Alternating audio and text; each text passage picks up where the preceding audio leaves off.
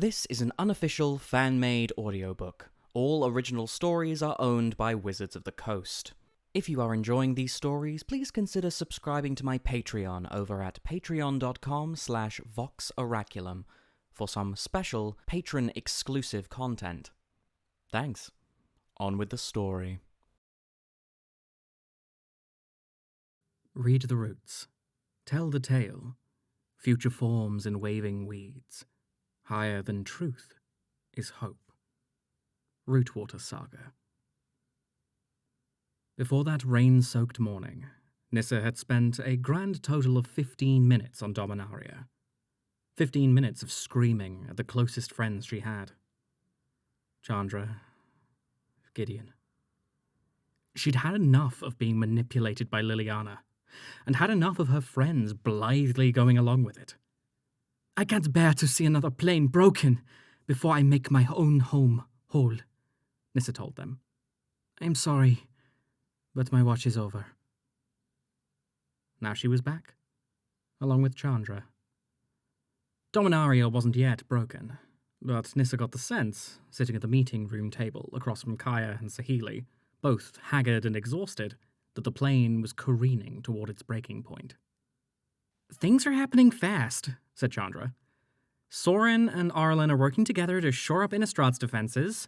Samut's gone into hiding with Hazaret and the population of Amonkhet. At the same time, others are answering Jace's call for help. Some guy named Tyvar arrived just before we left? Tyvar Kell, said Gaia. Oh, you know him? Is he allergic to shirts or something? Chandra, focus, said Nissa. Right, Chandra said. When everything's set on Ravnica, Jace and company are coming here to rendezvous with Teferi and all of you. Then the strike teams leave for New Phyrexia, while Liliana and I wait here as backup. How long do we have? Asked Saheeli, exchanging a troubled look with Gaia. Jace has it on good authority that the Mirrans are going to launch their offensive very soon, said Chandra. It could be today or tomorrow. According to Vivian, Urbrask and the rebel Phyrexians are nearly ready as well. I don't know about anyone else, but I'm ready for some action right now. Of course she was. Leaping before looking. That was the Chandra way. Nissa, on the other hand, wanted to know more. She'd spent the last several months fulfilling her obligations to Zendikar. The goings-on in the wider multiverse hadn't concerned her as much as the healing of her own plane. As of late, she'd been chasing down an ancient thresher beast, unwittingly let loose by impudent adventurers from the ruins of the Guldraz Skyclave.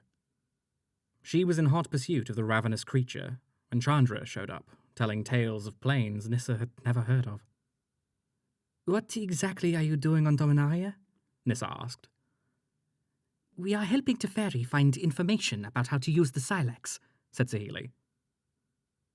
The Silex. Chandra stared into her empty cup, a grim expression on her face. The thing that Gaia died for. Gaia Ballard. Nissa had spent days on Ravnica with Chandra, learning all she could about who and what the Phyrexians were. They'd spent time talking together, eating together. Never did Chandra mention anything about Kaia's death. We're close, said Gaia, but we need more time. You have until Jace gets here. Gaia clenched her jaw. Not good enough. Gaia related the details of her time on Coldheim, home of the World Tree that connected the plane's various realms, and of encountering a Phyrexian creature there. Then she talked of meeting with Vivian Reed, who told them about Elish Norn's secret strategy, a way to bind the planes to New Phyrexia. The conclusion wasn't hard to piece together after that. If the Phyrexians had created their own tree, we'll need something powerful to destroy it, Gaia explained. We have nothing without the Silex. Our best chance to destroy the Phyrexians is to team up with the Mirrans, Chandra insisted. We can't pass that opportunity up. We are going as fast as we can, said Saheeli. Hold on, said Nissa. Let's say we are able to destroy the World Tree. What happens to New Phyrexia? I'm not sure, said Gaia. If the tree is as deeply rooted as Kaldheim's, then it's not out of the question that the whole plane might go down when the tree does. Chandra had a more definitive take. Good. How can you say that? Said Nissa. The Mirrans are there fighting for their home. Let's not get ahead of ourselves, said Saheeli. We have no evidence that the Silex can detonate an entire plane. It was used on Dominaria a millennia ago, and the plane still exists. We have to trust Teferi. I do trust him, said Chandra. My point is that destroying the Phyrexians is the most important thing. No cost is too high. Saheeli slid her chair away from the table and stood up. I have already accepted that the lives of my loved ones may come at others' expense, but I will not give in to bloodlust. I didn't... That's not what I meant. Then what did you mean? Snapped Nissa. She instantly regretted how harshly that came out. Why were things always so difficult between them, no matter how much they cared for each other? Before Chandra could answer Nissa's query, Teferi appeared in the doorway. He was gaunt, looking like a corpse as he leaned on the doorframe. I'm ready, he said quietly, casting a kind but weary glance over to Nissa. Gaia adjourned the meeting.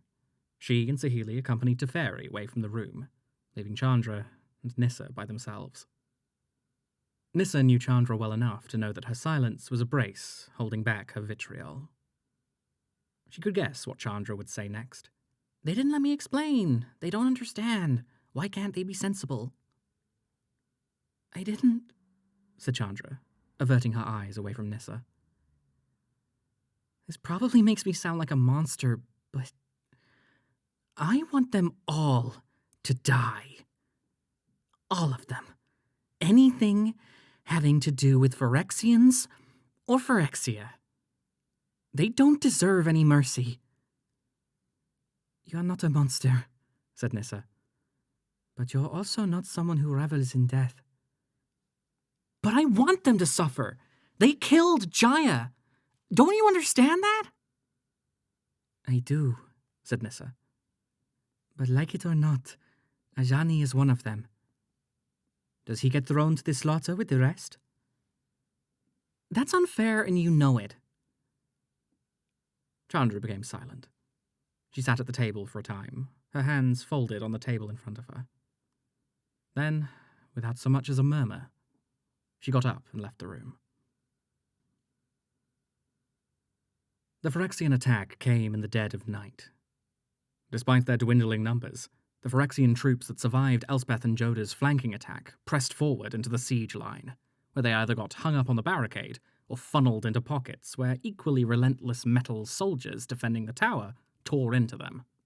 For the few that managed to cross the tower threshold, Nissa, Wrenn, and a handful of construct guardians were there to ensure they advanced no further. I am losing my grip, Nissa shouted over her shoulder. From across the room, Wrenn cast a spell, causing the end of the vine looped around the Phyrexian soldier's ankle to swell and harden until it snapped off its entire foot.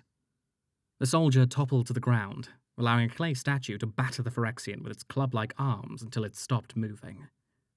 Over 24 Phyrexians had met with similar fates in the tower hall, their bodies strewn about in various states of dismemberment. It seemed that victory for the defenders was all but assured. We beat them, she said, leaning on her knees. Wrenn, we won! Suddenly, a pillar of light scorched the sky outside the tower, like a sun ascending, roaring fiercely over the sounds of battle. A moment later, a wave of steam blanketed the veil, engulfing enemy and ally alike. Nissa turned away from the heat, but Wrenn seemed unfazed. She and Seven stood in the middle of the tower's great hall, a limp Phyrexian soldier bent in half at Seven's feet. Once the heat subsided, Nissa and Wrenn hurried out past the front courtyard, all the way up to the barricade. Phyrexian limbs dangled from still smouldering spikes. Black, rank-smelling oil covered the metal soldiers, the ghostly golden glow of their eyes like pale will-o-wisps floating in the gloom. And then, the quiet.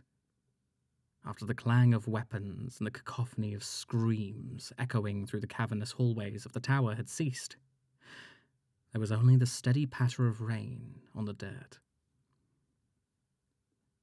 Elspeth, "And Joda," said Nissa. "I am going to find them."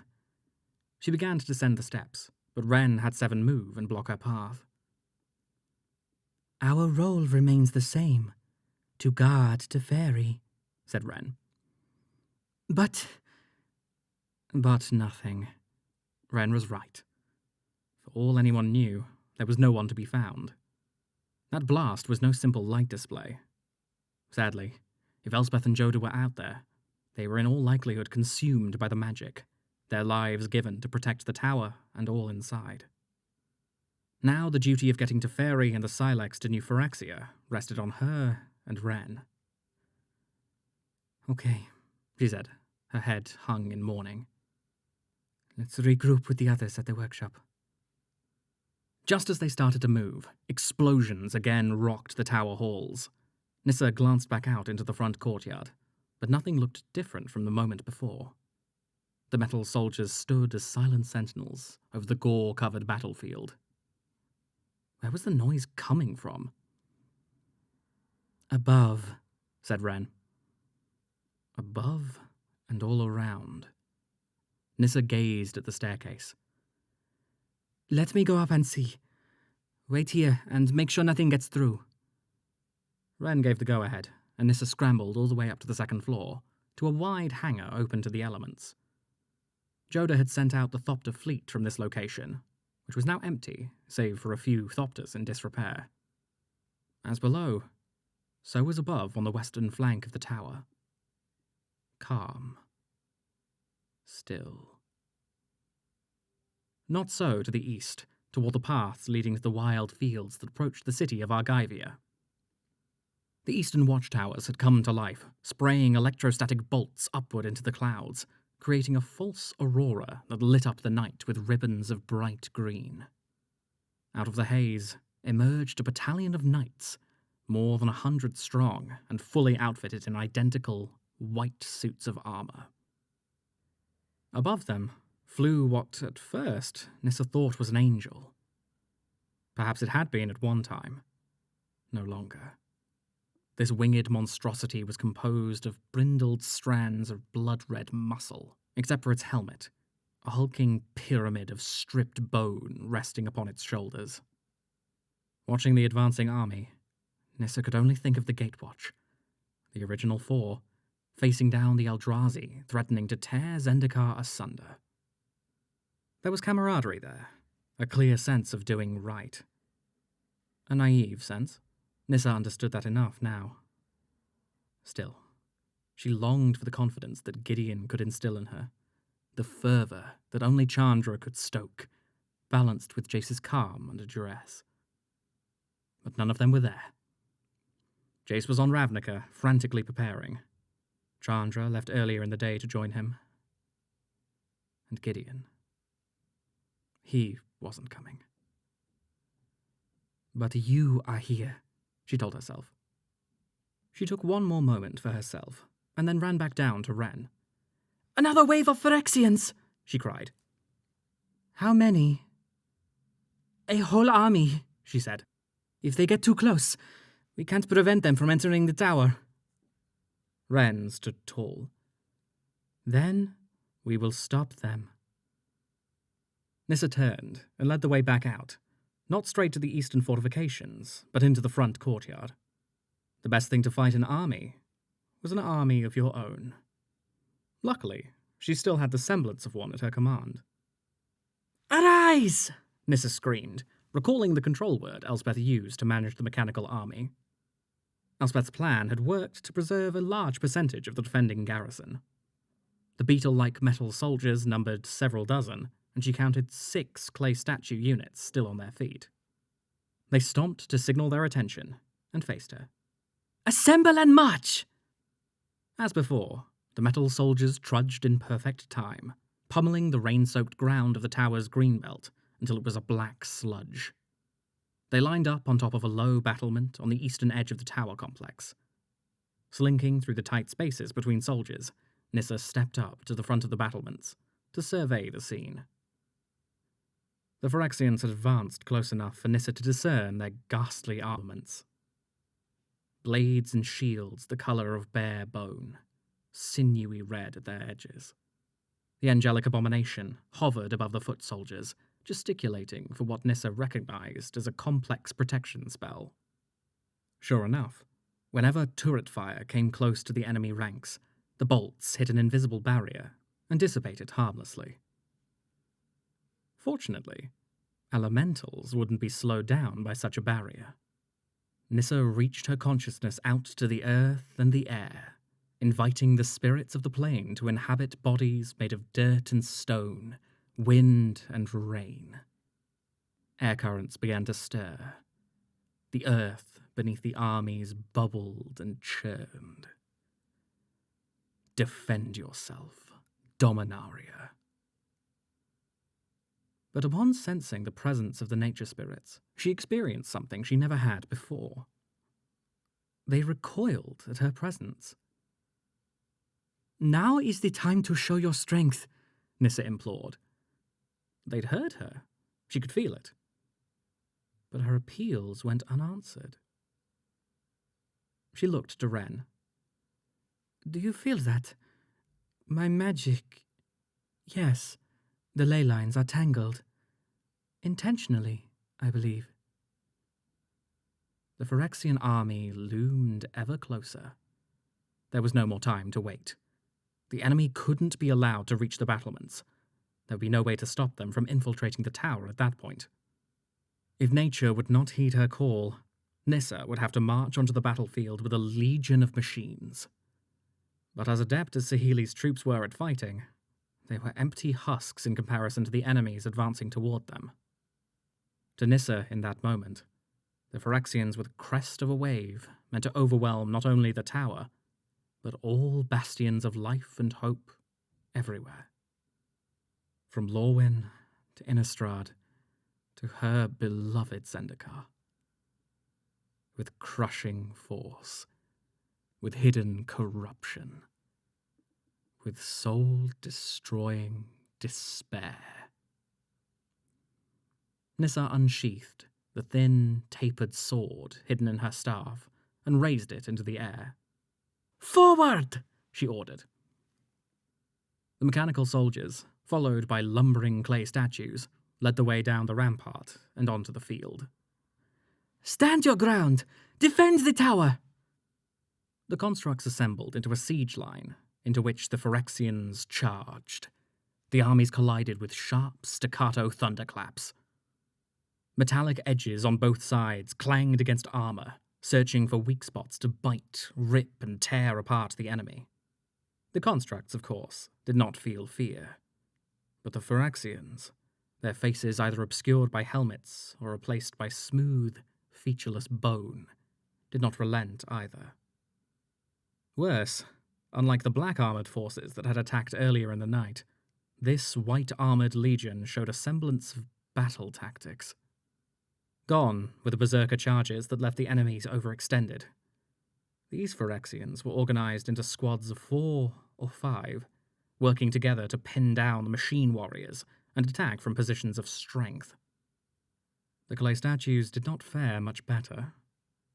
After the first few Phyrexians lost their weapons to the statues' earthen flesh, they began to instead focus on quick, jabbing attacks at the statues' weakest points, their legs. 2 had already been tipped over into the mud by Phyrexians, crushing the statue's feet and ankles with their heavy shields. Wrenn tried to manage the battlefield by channeling her inner fire into a burning labyrinth of twisting, flaming corridors, splitting the Phyrexian line into vulnerable pockets for the construct warriors to charge into. But the stress of maintaining her spells, while holding her ground against more and more enemies, was clearly taking its toll. One Phyrexian swung its heavy blade onto the head of a construct, cutting it down and opening an avenue of attack. Cutting it down and opening an avenue to attack Wrenn and Seven. Nissa sprang forward and, sliding underneath the Phyrexian's swing, slashed her own weapon, only for it to glance off the bony plates protecting its abdomen. Back up on her feet, she narrowly dodged 2 more hefty swings before the Phyrexian pressed the attack. This time, she sidestepped its overhead smash and risked casting a simpler spell on the ground underneath its feet. The loose earth writhed, small plants and roots awakening to suck the Phyrexians' legs down into the muck. From there, a gang of mechanical soldiers finished it off. Nissa once again gazed upward. The flying Phyrexian had hardly moved, content to maintain its vigil above the fighting, weaving protective spells to help its troops defend and recover from attacks. The strategy was a sound one. Grind the tower defenders down until none were left. Then take all those within the tower with ease. Even without magical support, the numbers did not favour Nissa and her allies. With it, no chance of victory. She had to take the general down. Wrenn. Nissa broke out into a sprint, headed straight for Wrenn, ducking underneath Seven's sweeping bows. Wrenn! I need your help! I am somewhat occupied currently, Wrenn said, as Seven kicked a Phyrexian over. But I am listening. The leader, she said, pointing upward. I'm going to take it down. Your proposal? A little gift of strength from me to you. Then I can climb Seven and go from there. A rare smile appeared on Wren's face. An acceptable plan. Nissa pressed her hands into Seven's trunk, lending the strength from her own limbs into theirs. In doing so, she tapped into the wild inferno Seven helped Wrenn contain within her body. Nissa felt her life force intermingle with the flames, but instead of being overwhelmed, Nissa found renewed magical energy. A ley line, all its own. She channeled that newfound power into her spell, commanding Wrenn and Seven to grow stronger, taller. Her spell in full effect, she felt one of Seven's leafy branches embrace her, as if she were no larger than a mouse in an ogre's hand. It will see you coming if you climb, said Wrenn. Seven, make her fly. In one fluid movement, the now giant-sized Seven launched Nissa skyward, hurling her with such force that the reins stung her face like pinpricks. The winged Phyrexian twisted in midair, its awkward movements betraying its surprise at Nissa's unorthodox attack. Though it hoisted up one of its scythe arms to slash at her, she was faster and lighter. Hooking one arm around the creature's neck, Nissa jammed her sword deep into an unarmoured section on the right side of its body. The creature swung its arms wildly to shake her off, but Nissa stubbornly held on. Unable to throw her free, the Phyrexian commander stopped flailing, extended its wings fully, and began to ascend at frightening speed. Down below, the battlefield became a frantic lather of insects crawling over each other, then dots, and then nothing as she and the Phyrexian crossed into the darkness of the storm clouds. The cold air stung her eyes, forcing them closed. No! She would not permit the Phyrexian leader to re-establish contact with its troops. It would threaten no more of her friends, nor would its nightmarish machinations touch one more blade of grass on Dominaria, Zendikar, or anywhere else. Nissa tightened her arm around the Phyrexian's neck. Reaching down, she pulled her sword free from its ribcage, and then thrust upward, skewering the knot of cables at the base of its wing again and again and again, the itchy warmth of its black blood coating her hand. The Phyrexian arched its back, trembling frantically as her sword's enchantment began to take effect. With each stab, she'd implanted a seed within the Phyrexian, and now, in the frigid Dominarian air, she beckoned the seeds to bloom. Seedlings burst forth in a symphony of ripping flesh and cracking bone. Her enemy thrashed its arms and wings in vain. The seedlings had wrapped themselves around Nissa's limbs, helping her resist any attempt to shake her off. The Phyrexian began to fall, taking Nissa with it. All Nissa could do was hold on. Within a few moments, the battlefield came back into view, morphing from pinpoints of light to beetles struggling against teeth, to the chaotic churn of blood and oil. With only a thought's breath to decide, Nissa bade her seedlings to let go, As she fell, she tried to collect herself enough to planeswalk. But her thoughts splintered, stretched among the recalcitrant spirits of nature, her friends inside the tower, the gulf left when she departed Zendikar, and, increasingly, her own death. Nissa closed her eyes and prepared for impact, only to unexpectedly feel a truss of soft leaves against her back. 7 had extended their branches to catch her. Unfortunately, this opened their flank to the enemy. Cold hands reached up for Nissa from beneath and tightened their fingers around her arms, her legs, jerking her onto the ground. She struggled to reach her feet, but each time she made progress, what seemed like 1,000 armored limbs dragged her back down. "Help! Help us!" she called out. Not with her voice, as her breath was being pressed out of her lungs, but with her mind. She felt herself sink into the ground, past the dirt and the roots, past the bedrock upon which the mountains rested, and still further down to the innermost parts of the plane where she hoped to find its essence, the world soul. "Why don't you answer?" Nissa screamed. "Can you not hear us?" Only silence followed. Nissa couldn't understand. On Zendikar, the world soul was as close to her as her own breath. It communed with her, trusted her. On Innistrad and Amonkhet, the world souls were hostile. On Ravnica, it was hidden. But on every plane, it was at least there. Here, on Dominaria, it was as if a rot had festered deep inside the plane. No, not a rot. A hatred, born of wounds unhealed and betrayals never rectified. The nature spirits who'd spurned her earlier made their presences known. "You are not one of Gaia's children," they said in unison. Gaia. Yes, that was the name the world soul had chosen for itself. Nissa could sense Gaia close by, watching how she responded to the judgment of her agents, who held dominion over Dominaria's untouched wilds. "There are invaders upon your plane," Nissa implored. "You must help us defeat them." "The Blighted Ones have returned. We know." Visions invaded Nissa's mind of dozens, hundreds of battles taking place that same night. Massive grey-skinned warriors, led by stained-glass angels battling back Phyrexian horrors, boiling up from the city's sewers. Elven lords bedecked in war paint, riding atop metal war machines, while human mages in flight hurled spells down upon many horned beasts. Minotaurs, desperately defending their sacred stone halls from biomechanical monstrosities, aided by goblin peasants showing no fear. Was this the nadir of Dominaria, the time just before its end?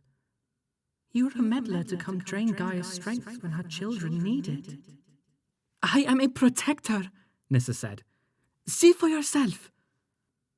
She opened her mind fully, allowing all to see and feel Zendikar through her.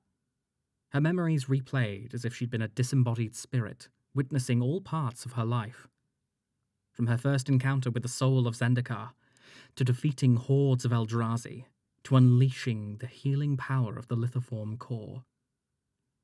"If any of our homes are to be saved, it must start here.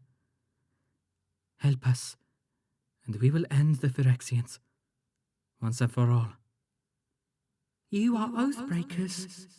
How dare you recreate our doom? The Silver One promised to take the Silex away." Nissa sought an egress from the darkness, but found none. "Whatever promise Khan made to you doesn't matter anymore. Your enemies are upon you." So dark. Quiet, like a tomb.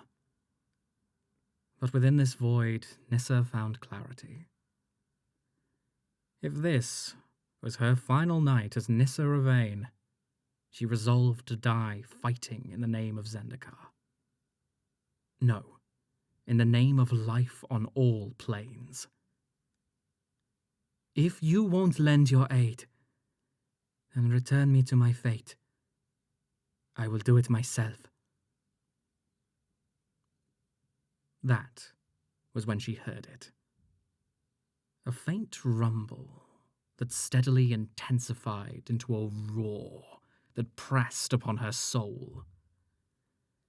Gaia has judged you, the spirits proclaimed, and in that moment, she felt a force reach into her and emerge through her as a moth from a chrysalis. The mana of the plane opened to her. Nissa's arms and legs became the roots of mighty oaks. Her hair became the wind, sharp as thorns. Her body became the ground, teeming with animals, insects, and plants alike. And then her heart. Her heart became the wrath of Gaia, a simmering anger that boiled and frothed like a choleric tide washing over the entire vale. Life energy found new receptacles in the bodies of the fallen, both mechanical fighters and mangled Phyrexians. Gaia's would-be destroyers now reassembled themselves, their bodies of steel transmuted to heartwood, oil and power stones converted into a circulatory system through which energy-rich sap flowed. With uncanny grace, the mass of elemental warriors embarked upon their procession toward the battlefield to fight for the survival of the plane. Nissa sensed that this was not the first time Dominaria's world soul had touched Phyrexia.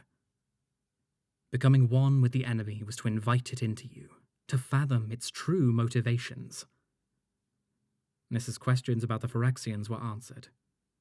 Flashes of history showed her how they arose, their attempts to take Dominaria for their own, and their aims that ran counter to everything natural. All Nissa could do in response was scream. Slowly, sensation began to creep back into her awareness. First, a tingling at her extremities, then all at once flaring into an all-consuming agony throughout her body. Such anguish she'd never felt before.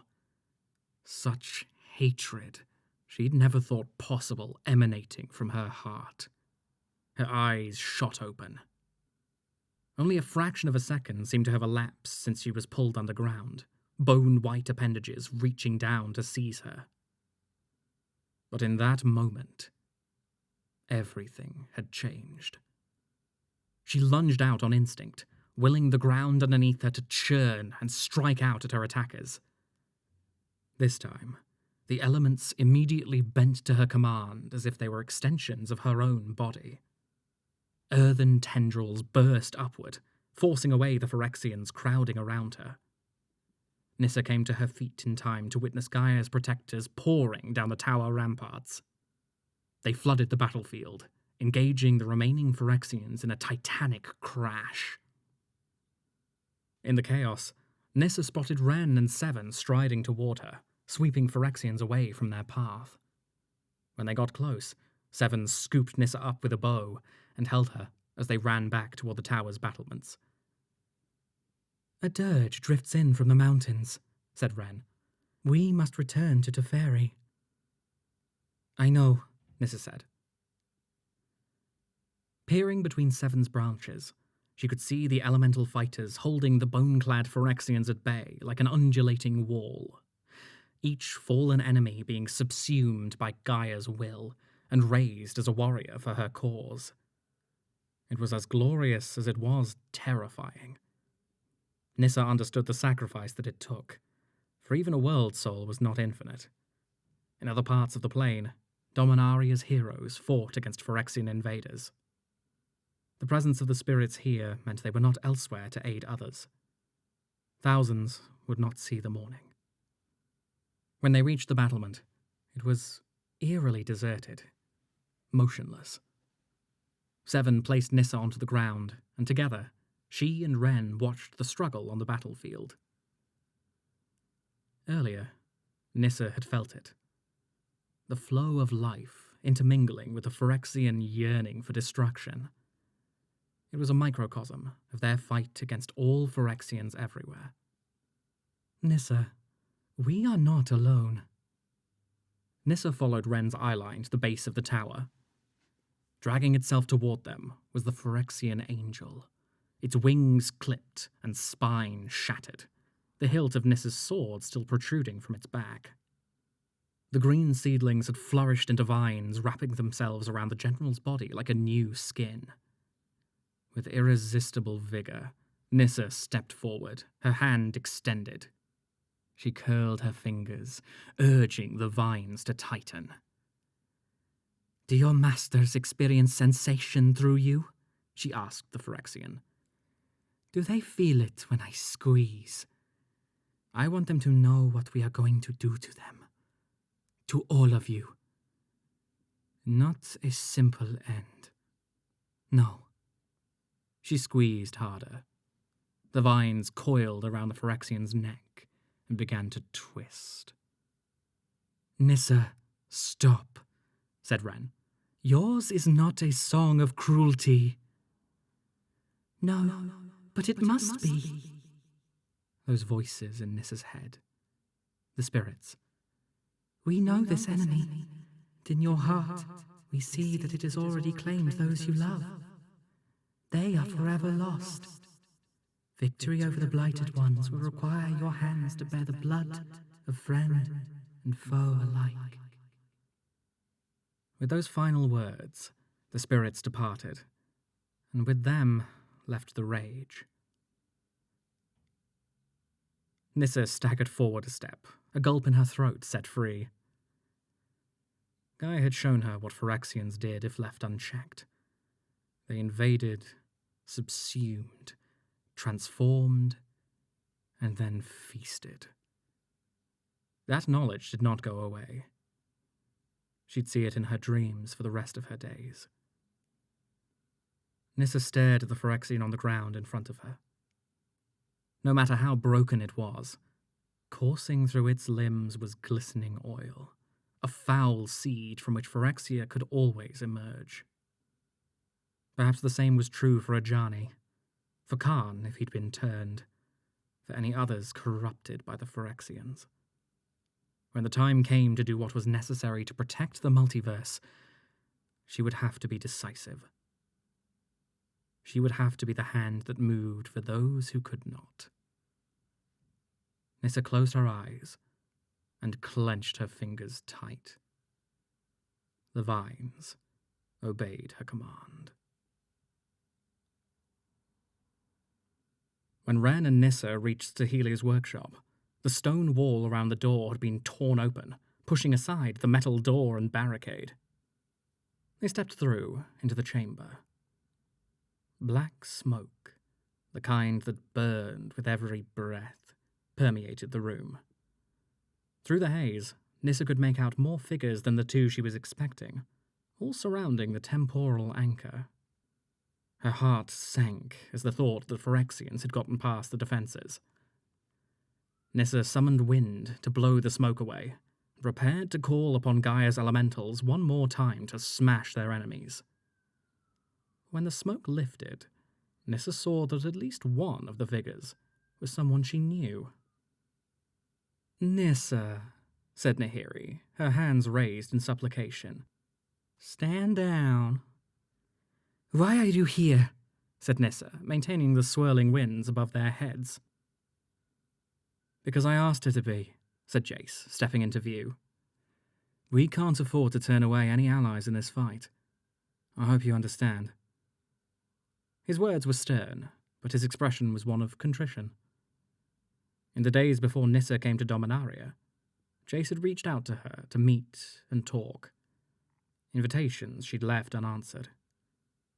She knew that she couldn't let Chandra be their go-between forever. They'd have to talk their differences out eventually, but right now, there were more important matters to attend to. Nissa dismissed the winds while stealing a glance at Nahiri to see her reaction. The core was as stone-faced as ever.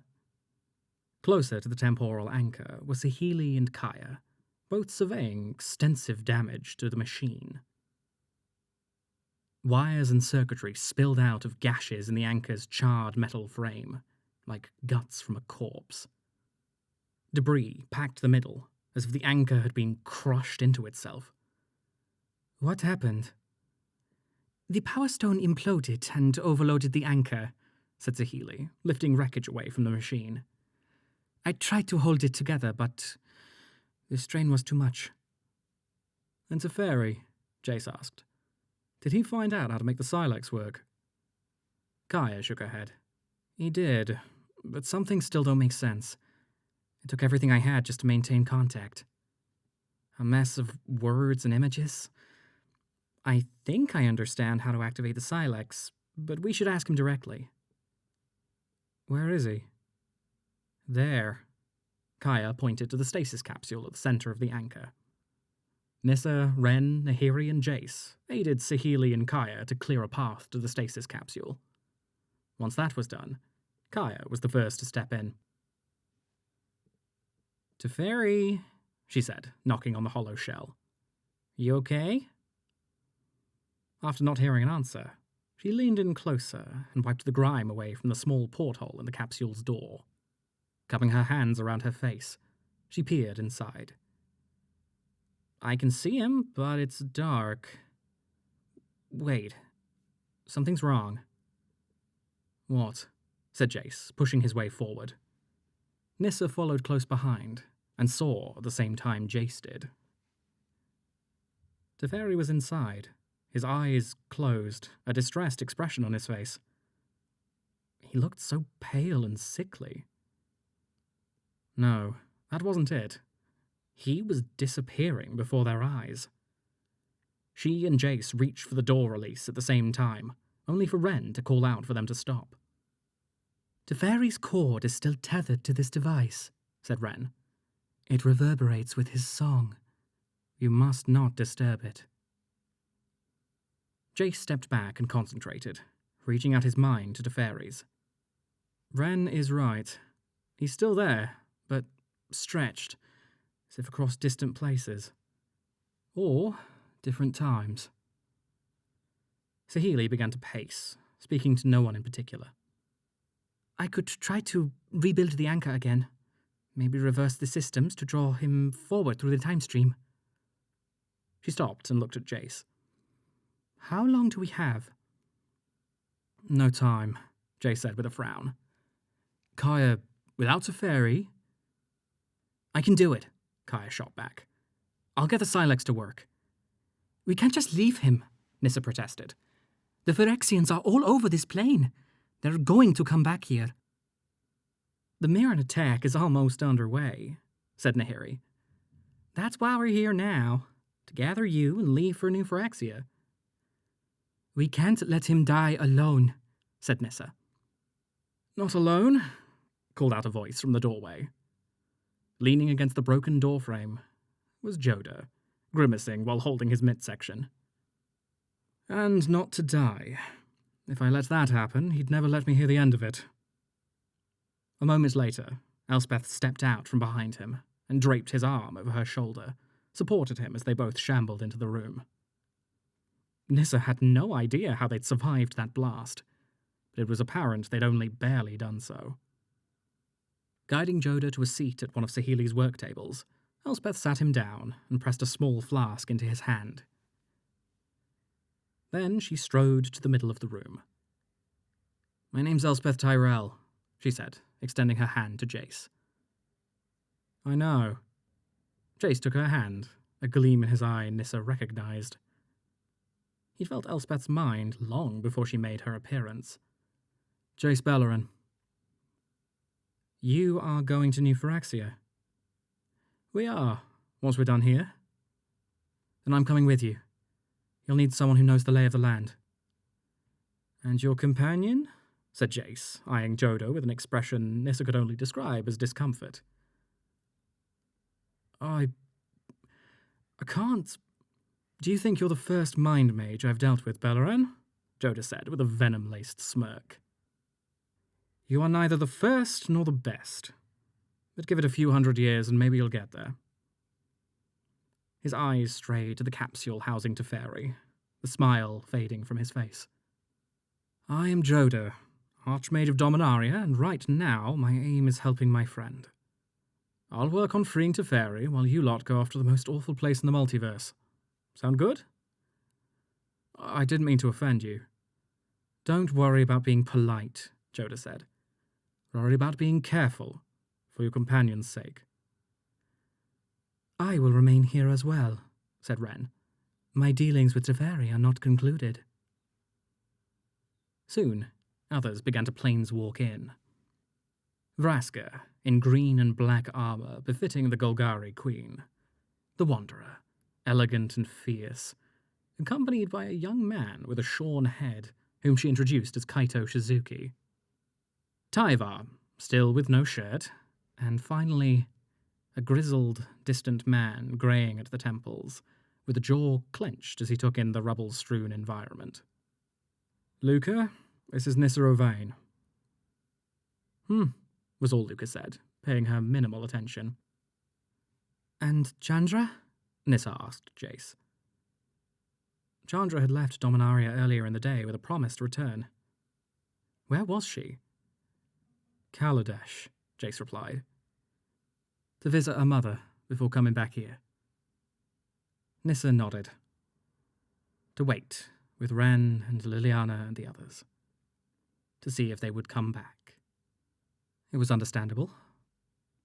Still, Nissa had hoped to see Chandra again before marching into hell, if only to settle things after their heated conversation that morning. To tell her she had a point. To tell her that she cared. But that would have to wait, like her matters with Jace. Suspended inside a pause. Everyone made their final preparations before leaving. Saheeli promised to convey Nissa's warmest regards to Pia and enjoy a stiff drink in Yohanni's memory. Wrenn and Joda conferred with each other on the next steps to bring Teferi back. Gaia traced her finger across the surface of the Silex, studying its symbols, before carefully wrapping it up for the journey ahead. Elspeth introduced herself to the other planeswalkers, informing them on what they could expect on New Phyrexia. Jace wove a spell establishing a telepathic link between all the strike team members. This way, they could locate each other, even over distance. Nissa stood away from them all, preferring to meander among the wreckage of the temporal anchor. The Gatewatch had assembled once more. On Ravnica, the last time the original 4 members were together, they renewed their vows to the multiverse, to each other. This time, though, was different. The quiet schisms between her and Jace, between her and Chandra, were laid bare, like wounds reopened. They wouldn't be fixed by a mere recitation of familiar phrases. But they didn't need to be. Nissa watched all the others with her in the room, friends and strangers from multiple planes, assembled just as the disparate people of Dominaria had come together, overcoming their divides and forging a united front. There was something beautiful in that. Something worthy. Something vital that Nissa had not considered. The struggle against the Phyrexians wasn't simply pushing back against the sick plans enacted by a singular megalomaniac like Nicol Bolas, nor was it a task for planeswalkers to undertake alone. All beings who hoped for any kind of future faced a choice. Allow the Phyrexians to transform every plane into the bleak, charred wastelands Nissa witnessed through Gaia's eyes, or fight alongside others who may once have been enemies. Honoring their differences, forging new bonds that would prevail and endure.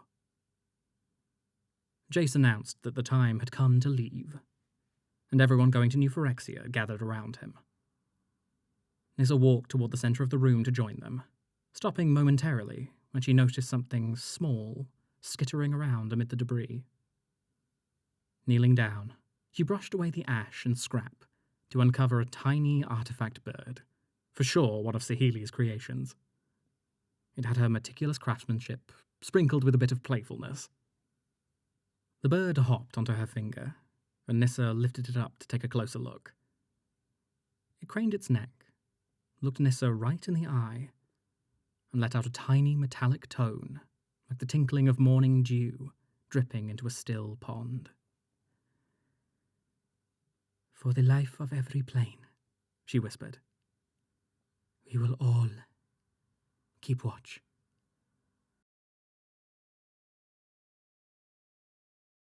A special thanks to all of my patrons, especially Owen Griffin. Thanks for listening and for your continued support.